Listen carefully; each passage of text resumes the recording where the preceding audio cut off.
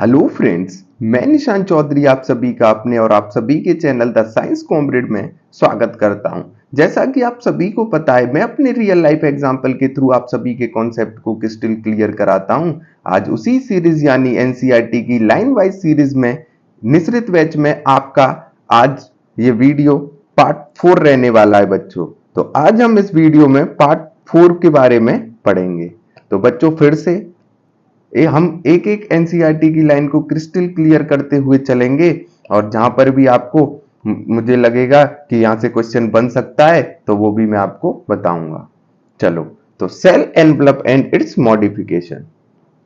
तो cell envelope and its modification में हम बात करते हैं कि सबसे पहले सेल मेम्ब्रेन होगी, सेल मेम्ब्रेन के ऊपर सेल वॉल होगी, सेल वॉल के ऊपर एक और लेयर मिलेगी, यहां पर एक और मेम्ब्रेन मिलेगी जिसका नाम है ग्लाइकोकैलेक्स। यानी जो प्रोकैरियोटिक सेल है उनके अंदर जो एनवलप है वो कितना कॉम्प्लेक्स है और क्या क्या मॉडिफिकेशन उनमें देखने को मिले हैं। तो ये जो पैरा है वो इस चीज को बताता है। तो आओ बच्चों हम करते हैं start. Most prokaryotic cell particularly the bacterial cell, इसमें तो कोई दिक्कत ही नहीं होगी आपको। अपने पार्ट थर्ड में प्रोकैरियोटिक सेल के अंदर पढ़ा था कि जो प्रोकैरियोटिक सेल है उसमें bacterial cell, blue green algae, mycoplasma, PPLO ये सब आते हैं। तो वही लिख रहा है कि जो प्रोकैरियोटिक सेल है पर्टिकुलरली जैसे बैक्टीरियल सेल को उठा लें, है वह केमिकली कॉम्प्लेक्स सेल एनवलप। कहने का मतलब है कि जो केमिकली ये जो बैक्टीरियल सेल है वो केमिकली कॉम्प्लेक्स सेल एनवलप से बने हुए हैं। मतलब जो इनका जो प्रोटेक्शन है, जो एनवलप है जिसके अंदर ये हैं, जो एक्टिविटी चल रही है, जो साइटोप्लाज्म है, वो बहुत ज्यादा complex chemically complex cell envelope से घिरा हुआ है। जैसे मैं सिंपली अगर मैं बात करूं, सपोज करो ये कोई प्रोकैरियोटिक सेल है बच्चों, तो इसके सबसे पहले अगर मैं बात करूं तो यहां पर क्या होगी, ये ब्लू से जो मैंने बनाई ये होगी सेल मेम्ब्रेन। क्या होगी बच्चों? Cell membrane.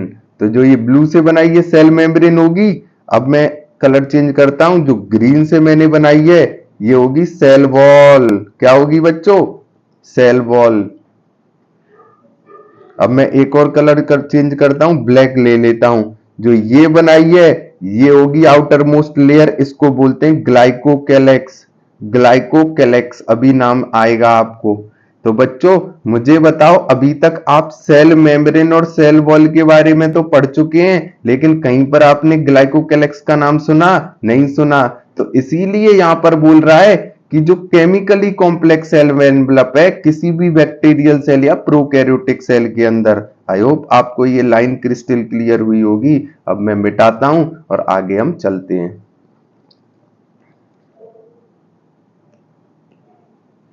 The cell envelope consist of a tightly bound 3 layered structure. तो आ गई बात, जो सेल एनवलप है वो टाइटली बाउंड 3 लेयर्ड स्ट्रक्चर को स्पेसिफाइड करता है।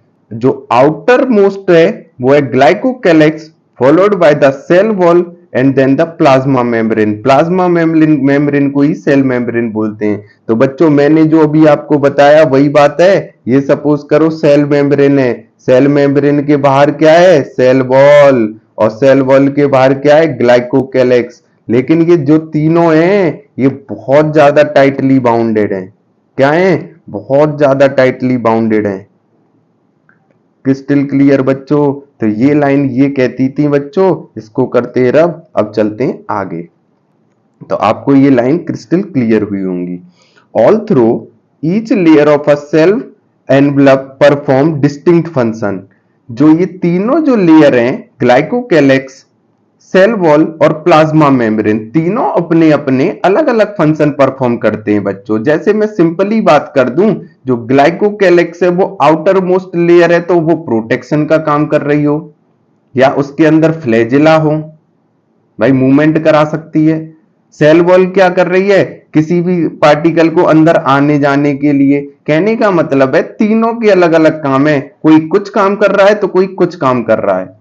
They act together as a single protective unit. लेकिन इनके काम तो बच्चों अलग अलग हैं, डिस्टिंक्ट फंक्शन है, लेकिन याद रखना, ये प्रोटेक्शन के मामले में अगर बात आती है, सुरक्षा के मामले में बात आती है, तो तीनों, जैसे सिंपल में बात करूं, प्रोकैरियोटिक सेल है, ये सेल वॉल है, ये सेल वॉल, ये cell membrane, cell wall, glycocalyx. अगर कोई भी अटैक कर रहा है, सपोज करो ये क्या है, कोई भी अटैक कर रहा है माइक्रो, तो उसको सबसे पहले किसको फेस करना पड़ेगा, ग्लाइकोकैलेक्स को, देन सेल वॉल को, देन सेल मेम्ब्रेन को। तो प्रोटेक्टिव मतलब प्रोटेक्शन के मामले में एक सिंगल, तीनों नहीं है, एक एक की तरह काम करेंगी। और अगर बात करूं फंक्शन की, तो अलग अलग। तो ये भी लाइन आपको क्लियर हुई होगी। Bacteria can be classified into two groups on the basis of difference in the cell envelope and the manner in which they respond to staining procedure developed by Gramwith। कहने का मतलब है, जो bacteria है उसको दो कैटेगरी में divide कर दिया गया। तो सुनो बच्चों, एक साइंटिस्ट आए थे ग्राम नाम के, एक शायद क्रिश्चियन ग्राम थे। उन्होंने क्या किया, बैक्टीरिया को पॉजिटिव ग्राम और नेगेटिव ग्राम दो कैटेगरी में डिवाइड कर दिया on the basis of staining procedure. यानी उन्होंने क्या किया, उन्होंने एक डाई ली और उसको क्या किया, वायलेट क्रिस्टल की डाई ली, और उन्होंने क्या किया, एक प्रोकैरियोटिक सेल पर डाला। तो उनको क्या देखने को मिला बच्चों, एक सेल क्या कर रहा था, कलर को रिटेन कर रहा था, जबकि दूसरा जो प्रोकैरियोटिक सेल था वो कलरलेस हो जाता था। तो बच्चों, जो कलर को रिटेन कर रहा था वो पॉजिटिव ग्राम नाम से कहलाया, और जो कलर को रिटेन नहीं कर रहा था उसको ग्राम नेगेटिव नाम रखा गया। तो क्रिस्टल क्लियर हुआ होगा बच्चों। दोबारा से पढ़ते हैं। Bacteria can be classified into two group on the basis of difference in the cell envelope and the manner in which they respond to a staining procedure. Staining का क्या मतलब है बच्चों, यहां से वही की जो वायलेट क्रिस्टल की जो डाई है उसको डाला गया, develop by gram. Those that take up the gram stain are called gram positive। जो क्या किए, क्रिस्टल वायलेट कलर को रिटेन कर गए उनको ग्राम पॉजिटिव नाम दिया गया, और जो कलरलेस हो गए and the other that do not are called gram negative. तो बच्चों, क्रिश्चियन ग्राम ने एक टेक्निक दी जिससे बैक्टीरिया को दो भाग में डिवाइड किया गया, ग्राम पॉजिटिव, ग्राम नेगेटिव। उन्होंने एक तरीके से, आप सिंपल भाषा में डाई बोल सकते हो, ग्राम पॉजिटिव और ग्राम नेगेटिव। तो ग्राम पॉजिटिव ने जो डाई है, जैसे सपोज करो वायलेट क्रिस्टल की डाई है, वायलेट कलर की डाई है, तो जो ग्राम पॉजिटिव थे उन्होंने तो उसको रिटेन कर लिया, लेकिन जो ग्राम नेगेटिव थे वो कलरलेस हो गए, उन्होंने उसको हटा दिया। तो यही बात थी। तो ये पैरा आपको क्रिस्टल क्लियर हो गया होगा। अब चलते हैं आगे।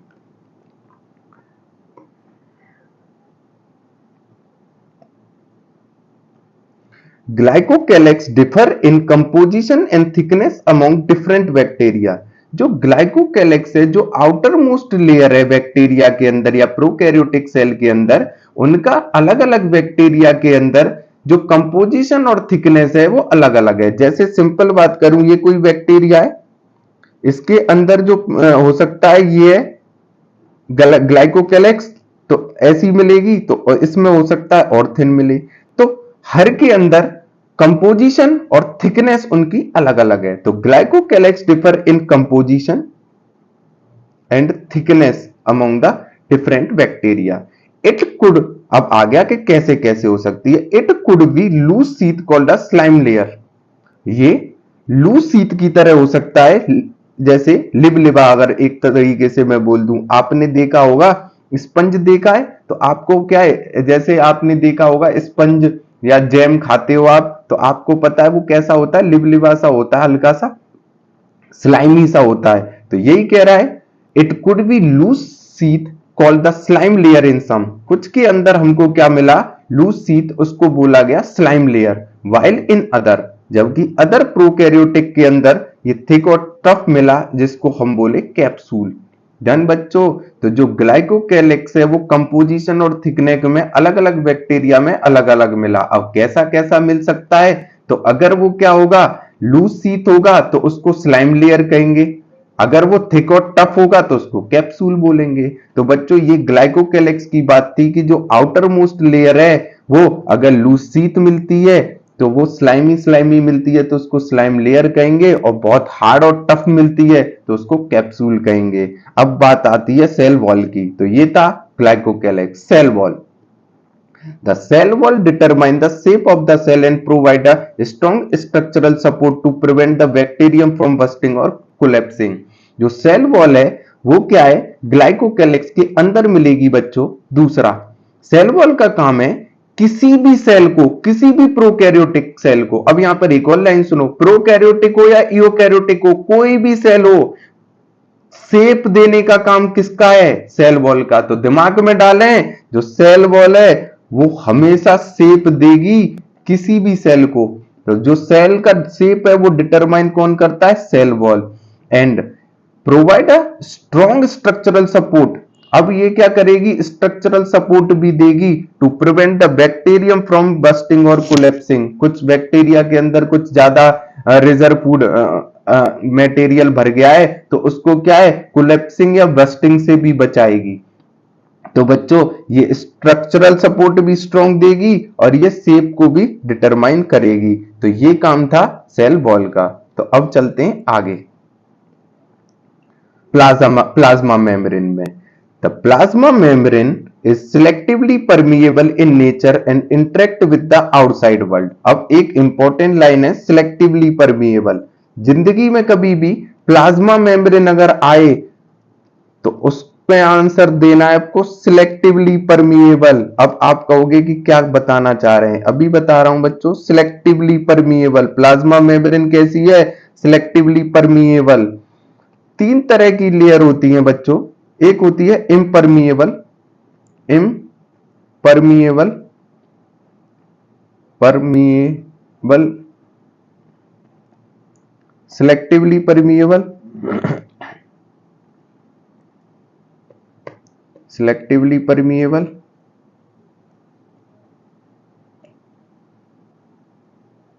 तीसरी परमिएबल।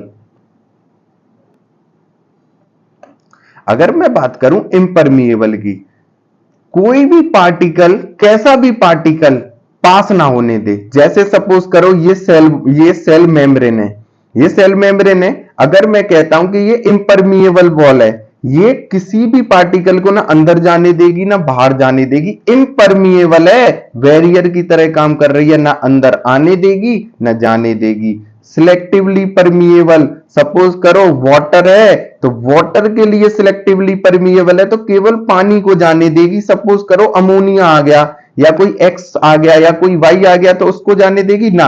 तो ये सिलेक्टिवली परमिएबल है, केवल पानी को अंदर जाने देगी या पानी को बाहर आने देगी। परमिएबल चाहे अमोनिया हो, चाहे पानी हो, चाहे एक्स हो, चाहे वाई हो, सबको अंदर आने देगी। तो बच्चों तीन चीज याद रखना, impermeable, selectively permeable, permeable.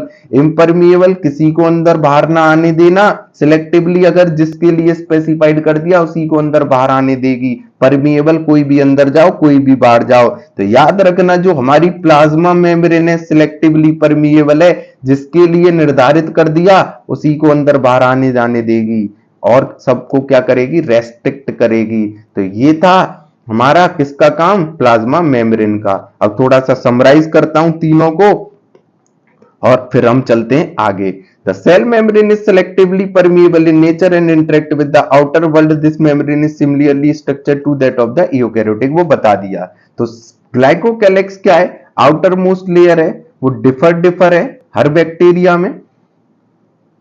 Simple हो सकती है स्लाइम लेयर की तरह, टफ भी हो सकती है, थिक भी हो सकती है कैप्सूल की तरह। दूसरे नंबर पे हमने सेल वॉल पढ़ा जो स्ट्रक्चरल सपोर्ट प्रोवाइड करती है और शेप भी देती है किसी भी प्रोकैरियोटिक सेल या बैक्टीरिया को। तीसरे नंबर पर प्लाज्मा मेम्ब्रेन पढ़ा जो क्या है, सिलेक्टिवली इम्परमिएबल या परमिएबल। तो बच्चों आपको पता है क्या है, selectively permeable.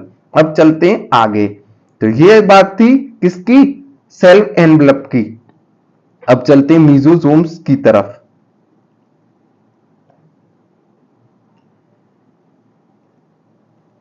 Special membranous structure is the mesosomes which is formed by the extension of plasma membrane into the cell। बच्चों, जब मैं आपको पार्ट 3 बता रहा था इसी चैप्टर का, पिछली वीडियो, मैंने आपको कहा था कोई प्रोकैरियोटिक सेल है, उसका कैरेक्टरिस्टिक फीचर क्या है। कहने का मतलब है कि मैंने एक एग्जांपल भी लिया था। सपोज करो आप बहुत अच्छे स्टूडेंट हो, पढ़ने में अच्छे हो, सब कुछ में अच्छे हो, लेकिन आपके अंदर एक खासियत होगी जो आपको स्पेशल बना रही होगी अन्य स्टूडेंट से। जैसे मैंने कहा था आप 100 मीटर बहुत अच्छा दौड़ते हो, वो आपकी बराबरी को, तो वो आपका कैरेक्टरिस्टिक फीचर है जो आपको अलग बना रहा है। तो उसी प्रकार से जितने भी प्रोकैरियोटिक सेल हैं उनके अंदर क्या है, जो ये सेल मेम्ब्रेन है ना बच्चों, ये सेल मेम्ब्रेन ये क्या करती है, अंदर की जो ये सेल मेम्ब्रेन है ना, ये अंदर की तरफ फोल्ड बनाना स्टार्ट कर देती है बच्चों।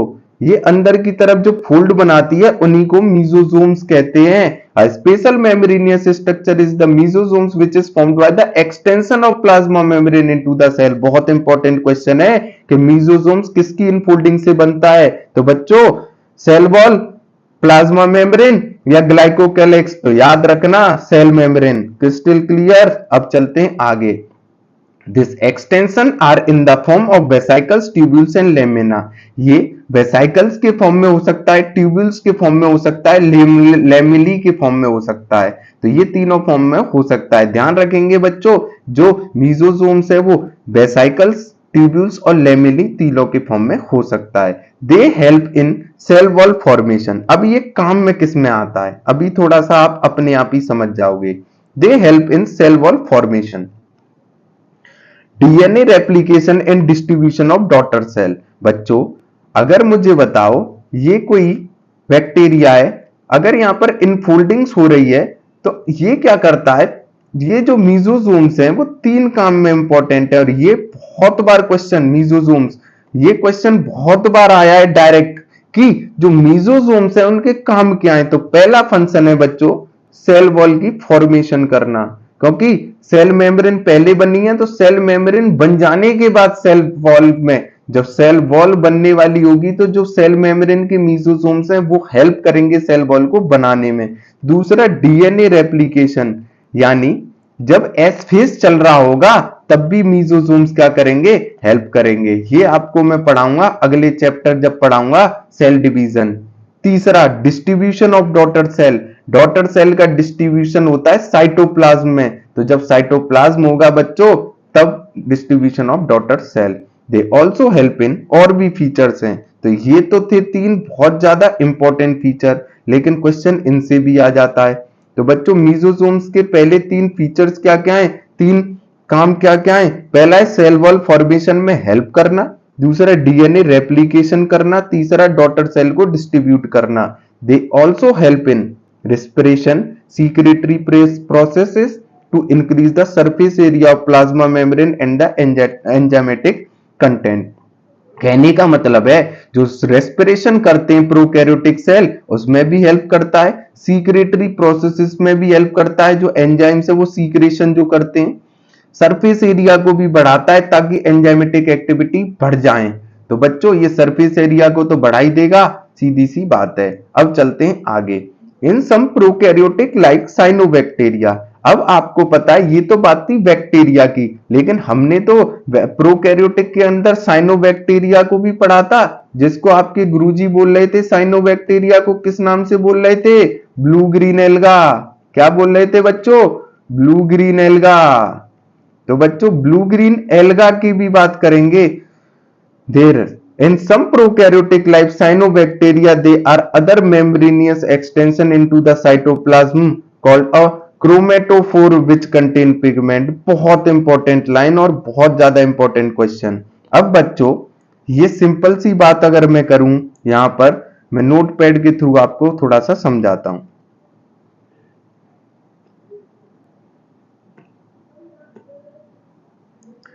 अगर मैं बात करूं बच्चों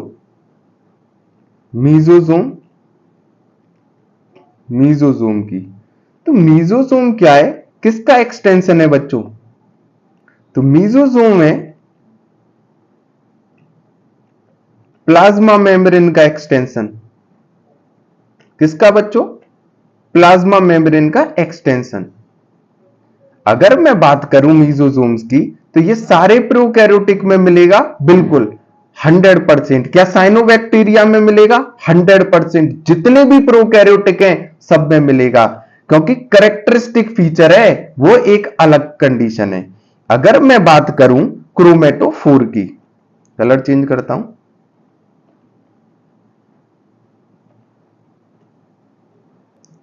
क्रोमेटोफोर की,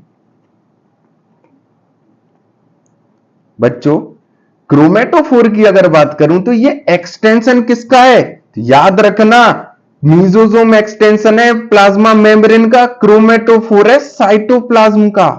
किसका बच्चों? साइटोप्लाज्म का। पहला क्वेश्चन। दूसरा, ये सब प्रोकैरियोटिक में मिलता है, लेकिन क्रोमेटोफोर केवल ब्लू ग्रीन एल्गी यानी साइनोबैक्टीरिया में मिलेगा। किसमें? साइनोबैक्टीरिया में मिलेगा केवल और केवल। रफ करके पढ़ाता हूं अच्छे से। तो क्रोमेटोफोर किसका एक्सटेंशन है? साइटोप्लाज्म का। पहला क्वेश्चन इस बार आने की संभावनाएं। 1 मिनट बस रफ करके चलते हैं। क्रोमेटोफोर, क्रोमेटोफोर ये किसका एक्सटेंशन है बच्चों? ये है साइटोप्लाज्म का एक्सटेंशन, साइटोप्लाज्म का एक्सटेंशन। बच्चों ये मिलेगा किसमें? Blue green alga.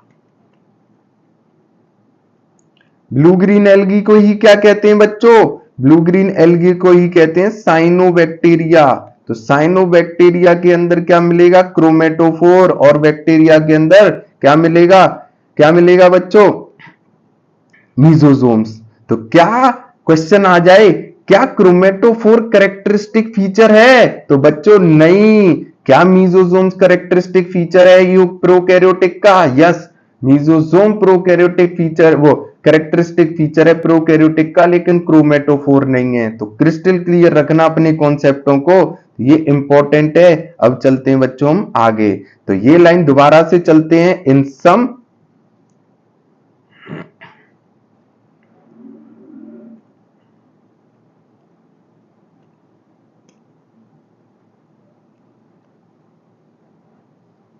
In some prokaryotic like cyanobacteria, there are other membranous extension into the cytoplasm called chromatophore which contain pigment. Blue green alga आ गया, मतलब पिगमेंट तो कंटेन करेगा ही करेगा। अब और इंपॉर्टेंट लाइन्स हैं बच्चों, अब और चलते हैं और इस पार्ट को रैप अप करते हैं।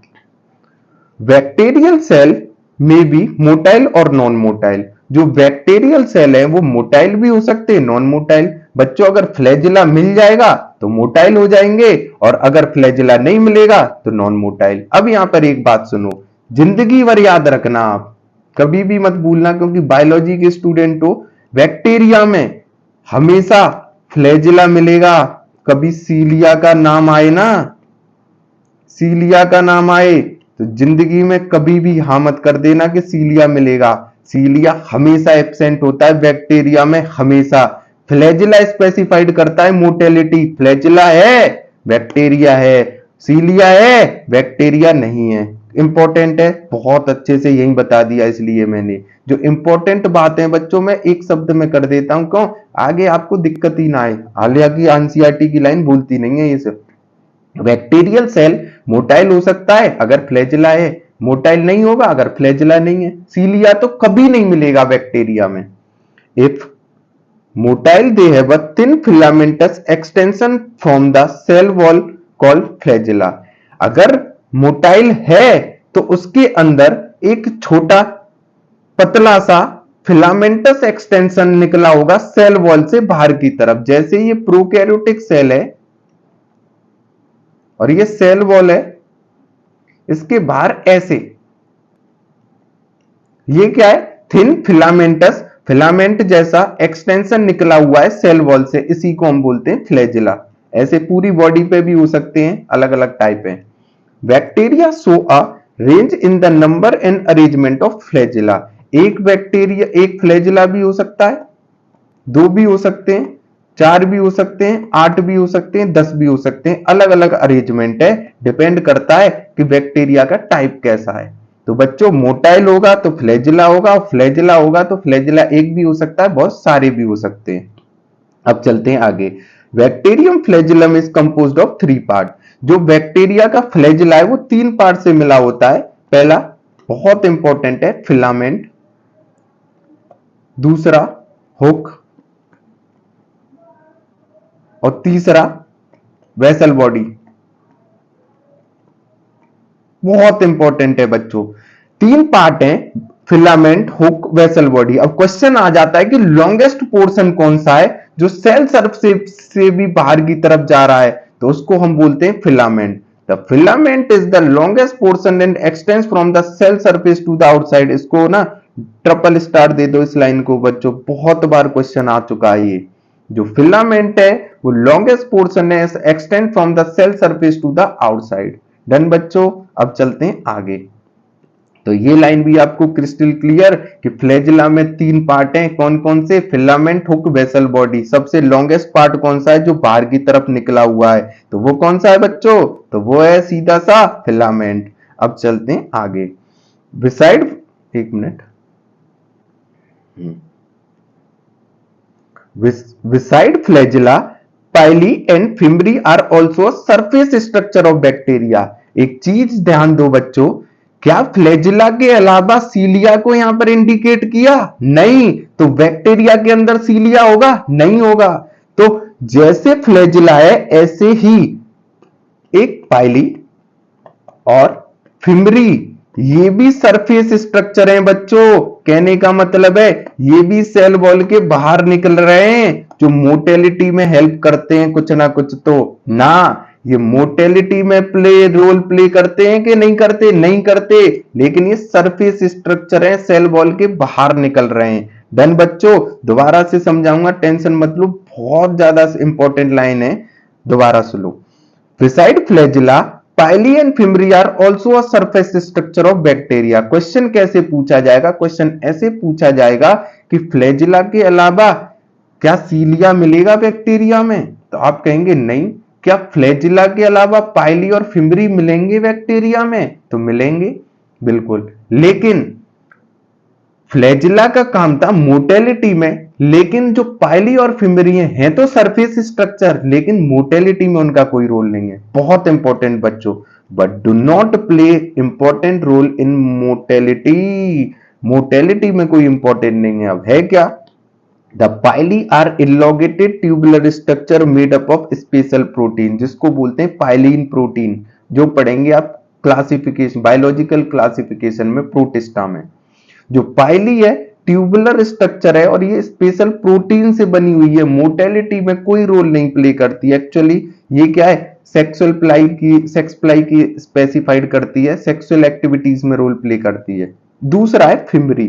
Fimbriae are small bristle like fibre sprouting out of the cell. ये ब्रिशल लाइक, जैसे ब्रश के जो दाने, जो आप टूथपेस्ट जो ब्रश करते हैं टूथपेस्ट लेके, जो उसमें ब्रिशल से होते हैं, वो ऐसे स्मॉल स्मॉल ब्रिसल्स फाइबर हैं जो सेल के बाहर निकल रही हैं।